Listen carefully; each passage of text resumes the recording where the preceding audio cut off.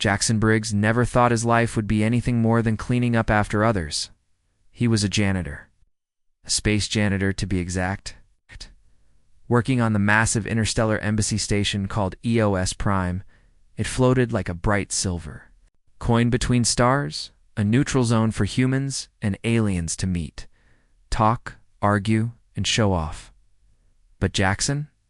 He just cleaned the floors. Floor 7 needs a deep scrub. The voice of his shift supervisor came through his earpiece. Diplomatic. Wing. Don't touch anything glowing or moving. Sure, Jackson mumbled as he grabbed his mop and cleaning cart. EOS Prime was beautiful, least to the rich diplomats who walked its shining halls. Everything was polished and sleek. But for workers like Jackson, it was just another day, full of strange smells, weird machines, and people who never said thank you. He didn't mind, though. He liked quiet. He liked order, liked being invisible. As he rolled his cart into the diplomatic sector, Jackson adjusted his gloves and looked. Around, marble-like floors, glowing plants from the Zarnok system, and guards in golden armor lined the corridors. Important aliens walked by, dressed in robes, feathers, or crystals. None of them looked at Jackson, and that was fine by him. But then he heard something strange. 2 voices. Low and urgent, came from a side door marked Authorized Access Only. Jackson wouldn't usually stop, but he heard one word that made him freeze. Assassinate. He paused, carefully leaned his mop against the wall, and moved closer. He couldn't see their faces, but he heard enough. She doesn't know, one voice hissed. The princess thinks she's safe here. She'll be gone before the coronation. Then the council will fall in line. Jackson's heart raced. Princess? Coronation? A plan to get rid of her? He didn't understand the politics of the Varelians, those tall, silver-skinned aliens with glowing eyes, but he knew enough to realize someone was in danger. A big someone.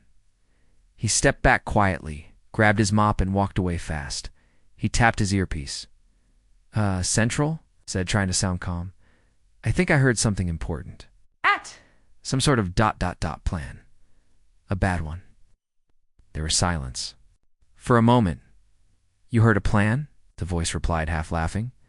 You're a janitor, Briggs. Probably just misheard a diplomatic debate. Stick to your lane, but clean the floor. That's your job. Out. The line cut. Jackson stood there for a moment, angry and nervous. No one listened to janitors. Not when things were going well.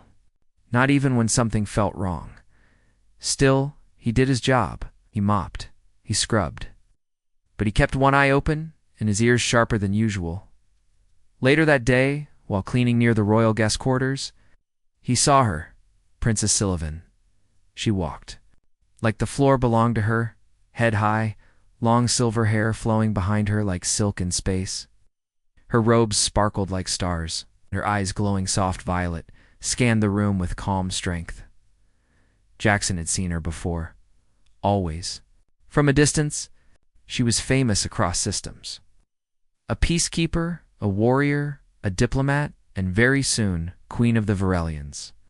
She was graceful, proud, completely out of place next to a janitor with a bucket. But then it happened, just as she passed a corner. A nearby panel sparked and exploded. The blast wasn't strong, but it knocked Scylla off her feet. Smoke filled the hall. Guards shouted. Alarms rang. A second blast followed, smaller. From the ceiling, something was definitely wrong. Jackson didn't think. He dropped his mop and ran forward. Get down, he shouted, pulling the princess toward him just as a third panel buzzed with energy. He yanked open a side panel, one of the maintenance tunnels he knew better than his own name, and pushed her inside. Come on, he said. Scylla stared at him, surprised, but didn't fight. She followed, and the door slid shut behind them. Inside the tunnel, lights flickered as they ran. Who are you? Scylla asked, her voice sharp but calm. Briggs. Jackson Briggs. Clean. Your floors, you saved my life. Jackson gave a half smile. Well, it seemed like a good idea at the time. Scylla touched her wrist, trying to activate her cums, but they were jammed. Someone planned this, she said. Yeah, Jackson nodded. I heard a little of it earlier. Tried to report it. Got ignored. She looked at him again. This time with less confusion, more curiosity. You knew the tunnels. You acted fast. I know this station better than most. People throw trash. Everywhere. I clean all of it. Scylla paused, then nodded slowly. Then I trust you, Jackson Briggs. Jackson blinked. He was used to being invisible, not trusted. Okay, he said. Let's get you somewhere safe. As they crawled deeper into the maintenance system, Scylla's voice was thoughtful. Most would have run the other way. Jackson shrugged. Maybe, but if someone's setting traps near fusion cores, this whole station's in danger, not just you. She looked at him again, this time with something close to respect. For the first time in his life, Jackson Briggs wasn't just a janitor, and the galaxy was about to find out. The narrow tunnel was quiet except for the sound of Jackson's boots and the soft swish of Princess Scylla's robes brushing the metal walls. The space smelled like old metal and recycled air, a place few ever noticed but Jackson knew like the back of his hand. Sylvan followed him, her silver eyes watching everything with sharp focus. This place is like a maze, she said softly. Yeah, Jackson replied. That's the idea. Maintenance tunnels are built to be boring. No one comes in here unless something breaks or explodes. The princess gave a small smile. Lucky for me, you were here. Jackson didn't respond right away. He wasn't used to being thanked, especially not by someone who wore glowing jewelry and could command starships. He kept walking. They reached a small room deep inside the maintenance system. It had an old bench, storage shelves, and a flickering screen. This is a break room for workers, Jackson said. Not fancy, but it's hidden. We'll be safe. Here for now. Scylla sat down carefully, still watching him. You said you heard something before the explosion? Jackson nodded, 2 voices. I didn't see their faces. But they talked about you. And getting rid of you before the coronation. The princess leaned back, her face serious. There have been whispers, she said. Some of the council don't want me on the throne. They think I'm too close to humans. Too soft. Jackson raised an eyebrow. Saving your people without firing weapons doesn't sound soft to me. Scylla looked at him, surprised.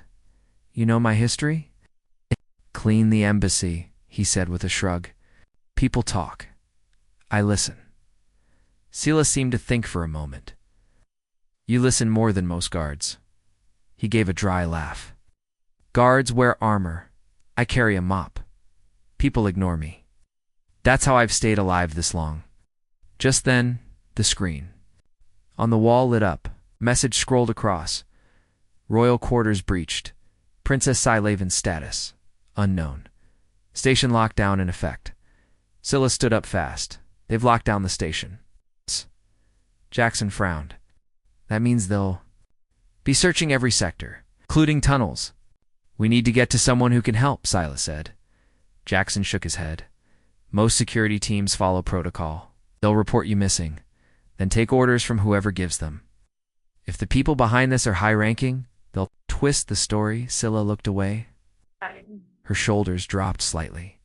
For a moment, she looked less like a princess and more like someone just trying to stay alive. Then who do we trust? She asked quietly. Jackson thought. Not many. But I have an idea. They left the break room and moved deeper into the lower levels of the station. Pipes hissed around them. Strange machines buzzed softly in the shadows. Jackson led the way with confidence, pointing out areas Scylla should avoid touching. Why do you know this all so well? Scylla asked as they climbed a ladder. Easy, Jackson said. I've been on this station 7 years. Fixed broken systems, patched leaky vents, cleaned up after more alien dinners than I can count. I used to train as an engineer, but I flunked. Out, ended up with a mop. Turns out, it was the best way to learn the place inside and out. They reached an old control room, dusty, unused, but still connected to parts of the station no one else cared about. Jackson powered up a panel and typed quickly. This is an old backup network, he explained. It's not on the main grid. I use it to send supply requests when the main system's overloaded, but now... The screen flickered, then showed a list of security movements across the station. We can track patrols. Scylla's eyes widened. You hacked the station. Jackson grinned. No, I just asked nicely. It's amazing what works when you don't tell the system you're important. Scylla laughed softly, the sound light and clear. I still don't understand why you helped me, she said after a moment. You could have walked away. Let the guards handle it. Jackson looked at her. When I was a kid, my mom told me don't wait for someone else to do the right thing. If you see a fire, grab water. Scylla tilted her head. She sounds wise. She was, he said quietly. She cleaned offices on Earth. Always said every job mattered if you did it right. There was a pause between them, not awkward. Just thoughtful. Then Scylla stepped closer. You risked your life for someone you barely know? That's rare, Jackson Briggs. You're shrugged, feeling a bit shy now. Maybe. But you're not what I expected either. What did you expect? He smiled. More royal orders, less real talk. She smiled back. Well, I'm not like other royals, I can tell. Suddenly the screen blinked again, new message. Unidentified movement in Sector 9, possible. Survivors, investigate. Jackson sighed. They're getting close. Silas stood straighter. Then we move fast. What's the next step? He looked at her, surprised by her calm. Well, he said, we head to the old cargo bay. There's an emergency exit to the lower docks. From there we can try to reach Commander Tala. She's one of the few humans on board with real authority, someone who might actually listen. Then lead the way, Janitor Jackson, she said with a grin. Jackson blinked. Did you just call me a janitor like it was a good thing? Scylla nodded. You've done more in 1 hour than my royal guards have in a week. Jackson chuckled. Okay then, Your Highness. Let's go take out the trash, just not the royal kind.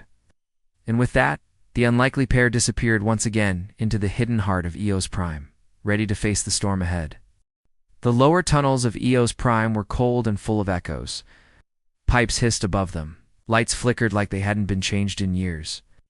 Princess Sullivan stayed close behind Jackson as they moved deeper into the station's forgotten parts. Jackson led with steady steps, his eyes scanning for hidden doors and service panels. Does anyone else come down here? Scylla asked. Only maintenance crews, Jackson replied. But most of them don't bother. These areas are old. Some think they're haunted. Scylla gave a small smile. Do you believe that? Jackson shrugged. I believe they're quiet. That makes them useful. They stopped near a metal wall covered in dust and grease. Jackson wiped it with his sleeve and pressed a small panel. A soft beep sounded, and the wall slid open. Behind it was a narrow path that led to a small chamber filled with crates, wires, and old machines. This was an old diplomatic storage room, Jackson explained. They used to keep peace offerings. And rare tech here? It got sealed off when the new council wing was built. Scylla stepped inside, eyes scanning the room. We can rest here for a bit, he said. We're not far from the cargo bay now. As they sat down, Scylla looked around and picked up a small, round object from a dusty table. Is this a disruptor grenade? Jackson blinked. What? Let me see. He took the object from her and turned it over. No, it's a faulty one. Deactivated. Probably used for training. Still, I wouldn't toss it around. She chuckled. You really do know everything about this place. Well, he said, mopping the same floors for 7 years gives you time to learn things. Most people just see me as background noise. Not anymore, Scylla said. Now I see you as someone who saves lives. Jackson felt heat rise in his face, but quickly looked away. Before he could speak, the storage room lights dimmed. A warning beep echoed through the chamber. Jackson jumped up. Someone scanning nearby. Tracking movement, Scylla asked. Probably. He opened another panel on the wall. They're sweeping the sector. Scylla stepped closer. We need to move. Jackson nodded. Follow me. And stay low. They moved through a tight passage that led to a larger hallway. It was dark, filled with dust and broken tiles. Jackson glanced at an old camera in the ceiling. Still working, he muttered. He reached into his utility belt and pulled out a signal blocker. Where did you get that? Scylla asked. Traded it with a Zarnok technician for some human snacks. They love sour candy. Scylla looked impressed. You're more resourceful than some diplomats I know. Jackson smiled. I try. They walked carefully, avoiding the open areas. As they neared the cargo bay, the air grew warmer and the walls cleaner. We're getting close, Jackson whispered. Stay behind me. But just as they turned the corner, voices echoed from ahead. Jackson pulled Scylla back into the shadows. Two alien figures in dark armor stood near the cargo bay entrance. They wore Varelian military badges, but something felt off. They're not part of your royal guard, Jackson whispered. No, Scylla said. That armor isn't current issue. Mercenaries, most likely. Jackson frowned. We can't go through them, Scylla thought for a moment. Can we go around? Maybe, he said. There's an old conveyor tunnel that feeds into the dock. It hasn't been used in years, but it might still be open. They backtracked a little and entered a side hatch. Inside was a long, narrow tunnel with a slow-moving belt. Dust and old metal parts covered the path, but it was wide enough to crawl through. As they moved along, Scylla spoke softly. You said you studied engineering once? Yeah, top of my class for 2 years. Then my dad got sick. I left school to work and help him. What happened? He passed. By the time I tried to go back, I'd lost my place. No one was hiring engineers without papers. But janitors? Wait. He smiled. There's always a floor to clean. Scylla was quiet for a moment. That's noble. Jackson shrugged. It's life. You make do. You didn't just make do. She said, You made yourself valuable. Before he could reply, the tunnel opened into a small room above the cargo bay. Below them, large crates sat waiting for transport. Several guards patrolled the floor. Far across the room stood Commander Tala, a human officer Jackson trusted. That's her, Jackson whispered. Commander Tala, if we can reach her. She might listen. Scylla looked at the guards. We'll need a distraction. Jackson pulled out the faulty grenade from earlier and grinned. Think this old thing can still blink and beep? Minutes later, the grenade rolled out from a crate and made a loud beep, beep, beep. Every guard turned toward it. Jackson and Scylla used the moment to slip down the stairs and rush toward Commander Tala. Tala, Jackson hissed. The commander turned, surprised. Briggs. What? Then she saw Scylla and froze. Your Highness? We need your help, Scylla said quickly. There's a plot inside the council. I was attacked. Jackson saved me. Commander Tala blinked, then nodded. Follow me, quickly. As the guards scrambled to check the fake grenade, the three of them disappeared into a hidden corridor. Once, Safe Tala turned to them. You've caused quite the stir, she said. Good, Jackson replied. Because we're... Commander Tala led them through a service corridor behind the cargo bay. Her expression was serious and her voice firm. I've heard whispers about this, she said as they walked. But nothing confirmed. Not until now. Scylla nodded. They tried to make it look like an accident. It was carefully planned. I believe you, Tala said, glancing at Jackson. Especially if Briggs is involved. He's got a nose for things others don't notice. Jackson gave a half smile. I notice what people drop. Sometimes that includes information. They entered a secure room inside the station's inner command wing. It wasn't large, but it was private, and most importantly, shielded from scans. Tala shut the door and turned toward them. All right, she said. Tell me everything. Jackson and Scylla explained what had happened, the overheard conversation, the failed explosion, and the strange guards near the cargo bay. Tala listened carefully, arms crossed. If council members are involved, we can't report this. The usual way, they'll shut it down or twist the story. So what can we do? Scylla asked. Tala turned to a small console on the wall. There's a public hearing tomorrow. Every species' representatives will be present. The perfect place for a speech or a trap. Scylla frowned. They'll expect me to stay quiet. Exactly, Jackson said, stepping forward. What if you don't? Scylla tilted her head. You mean speak at the hearing? Not just speak, Jackson said. Expose them. In front of everyone. They can't silence you in front of 50 species. Tala nodded.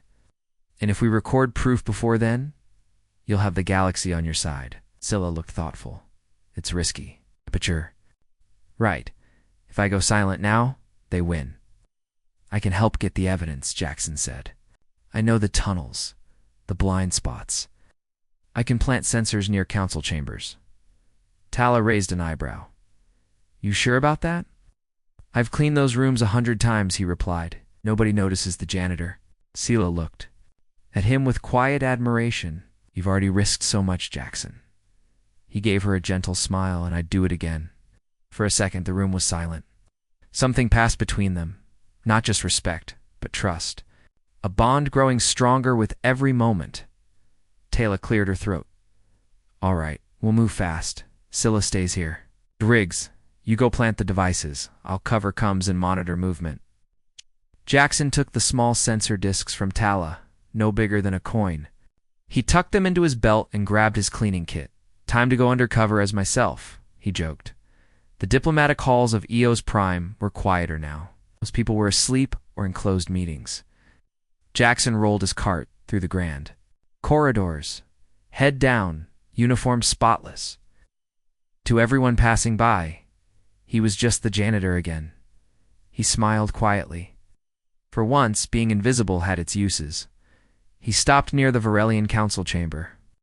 2 guards stood nearby, bored but alert. Jackson began mopping the floor slowly, humming a tune.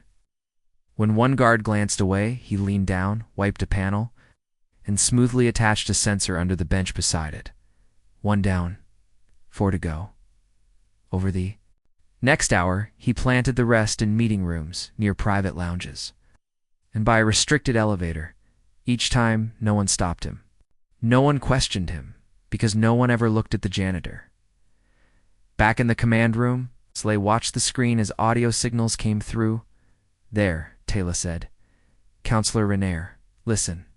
A voice crackled through the speaker. The princess is alive, yes.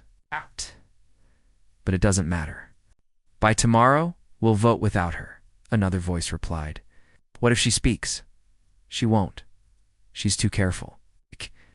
Even if she does, we'll call it panic. Weakness. It'll ruin her. Scylla's eyes narrowed, so they are behind. Jackson returned just as the recording ended. He looked tired but satisfied. All sensors planted, he said. Got some good stuff already. Tala played back the clips for him. Jackson whistled. That's more than enough. Tomorrow's going to be interesting. Scylla looked at him. You did it. He shrugged. It's just some sneaky cleaning. No, she said, stepping closer. It's courage. It's in heart. Jackson met her gaze. He wasn't used to being seen, really seen. But she saw him, and she believed in him. Tala turned to them. We have a plan, then. Tomorrow, Scylla walks into the hearing. We play the recordings. The council won't be able to hide behind. Scylla nodded. And Jackson? Yes? He asked. You walk with me. He blinked. You want me on the council floor? I wouldn't be alive if not for you, she said softly. They need to see the real hero, and I want you there. Jackson was quiet for a moment. Then he smiled. Okay, but I'm not wearing a robe. Scylla laughed. It's fine, but maybe polish your boots. Later that night, Jackson sat outside the command room, staring at the stars through a small window. Scylla walked over and sat beside him. I never asked, she said. Do you miss Earth? Sometimes, Jackson replied. But it never felt like home. Too loud, too busy. And here. He looked at her, then out the window.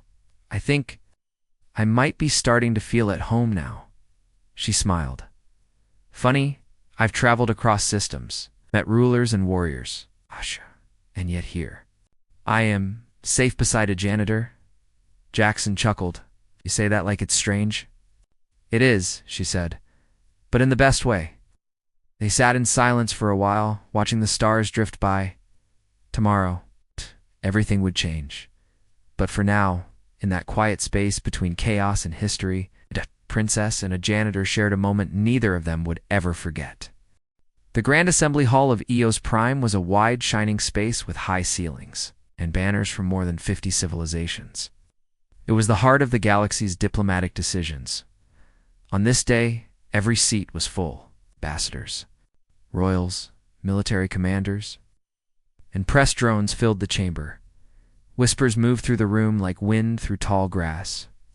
Everyone had heard the rumors. The princess was missing now. She's here. She's going to speak. This about secret recordings? At the center, a tall silver platform rose. This was where the speakers stood. Counselors sat in a ring around it. At exactly midday, a loud chime echoed. The hearing had begun. Counselor Renner, one of the oldest and most powerful members, stood. Up first. We are gathered to continue discussion on the new treaty between Earth and the Varelian Empire, he said. However, recent interruptions must be addressed. He glanced toward the chamber entrance with a forced smile, and now Her Highness Sylvan of Varelia requests to speak. Everyone turned as two figures walked in. One was the princess, her posture proud, her dress simple but elegant. Beside her walked a man in a plain blue janitor's uniform, boots polished but still showing signs of work. It was Jackson Briggs. Some of the crowd gasped. Others whispered, "A janitor. Who is he? Why is he with her? Is this some kind of joke?" Scylla stepped onto the silver platform. She took a deep breath, then looked around. "I was attacked," she said clearly. "There was an attempt to remove me from this process, not by enemies outside this chamber, but from within." Gasps echoed. Counselor Renner narrowed his eyes. Scylla continued, "They told me to stay silent, to vanish, but I won't. And I have proof." She turned toward Commander Tala, who sat in a tech booth at the edge of the room. Tala nodded and pressed a button. Suddenly voices filled the room. "Princess is alive, yes, but it doesn't matter. By tomorrow, we'll vote without her. If she speaks, we'll call it panic. Weakness. It'll ruin her." More clips followed, clear, undeniable evidence. Some counselors tried to speak over it. Others sat frozen, faces pale. Scylla raised her hand. The room quieted. "I was saved. By someone you all ignore every day. A man who walks your halls and hears your secrets while mopping your floors. A man who chose to help when others turned away." She looked at Jackson and smiled. Jackson Briggs didn't have power, but he had courage. And because of him, the truth is here. All eyes turned to Jackson. He stepped forward slowly, cleared his throat, and spoke.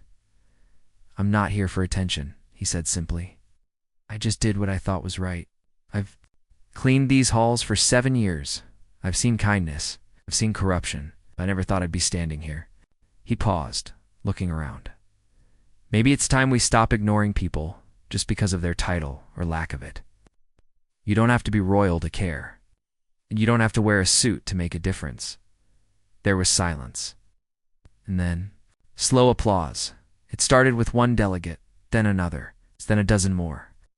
In seconds, the hall filled with the sound of clapping hands and clicking translator devices. Counselor Renard stood up, face tight. "This proves nothing." He cannot, but he was cut off by a vote request from another counselor. The screen lit up above the chamber. One by one, representatives submitted their choices. The results were clear.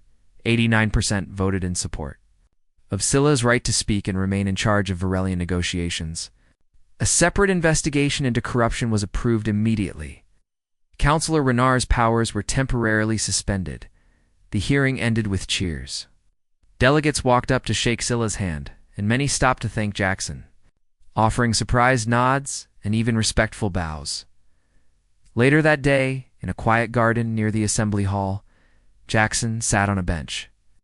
Rubbing his forehead, he still wore his janitor's badge. It felt strange after what had happened. Scylla walked over, holding 2 cups of hot tea. She handed him one and sat beside him. "You were incredible," she said. He laughed. "I almost tripped walking up to the podium. But you didn't. And you told the truth. They were quiet for a while. Then Scylla turned to him, her eyes soft. I've spent my life around leaders and nobles. But you've shown more honor in 2 days than most of them have in years. Jackson looked at her. I just did what anyone would do. No, she said. You did what few would. And that's why I must ask you something. He raised an eyebrow. What's that? She stood and smiled. Will you return to Varelia? With me? Jackson blinked. What? Me? On your royal ship? I want you as part of my advisory circle. I want someone who sees things others miss. Someone who won't lie to me. He stared at her, surprised. I clean floors. Yeah. See through walls, she said warmly. You see people? And that's rare. He stood slowly. And if I say yes? Scylla's voice softened. Then we start a new chapter. Together, Jackson looked at her for a long moment. Then he smiled. I guess I'm due for a promotion. They both laughed. Above them, stars blinked gently in the sky. Peace was restored, the truth had been spoken, and a janitor had changed the future. 3 weeks had passed since the historic hearing at Eos Prime. The galaxy was still buzzing. News reporters called it the janitor's speech. People across star systems had seen the videos of Princess Scylla's brave words and Jackson Briggs, standing beside her like a quiet hero. But Jackson didn't feel like a hero. Not really. He stood on the deck of a shining silver cruiser, staring at the stars. Which Princess Scylla's personal ship, flying toward her home planet, Varelia. Most of this would be a dream. For Jackson, it still felt unreal. He wore new clothes, now neat, formal, but still simple.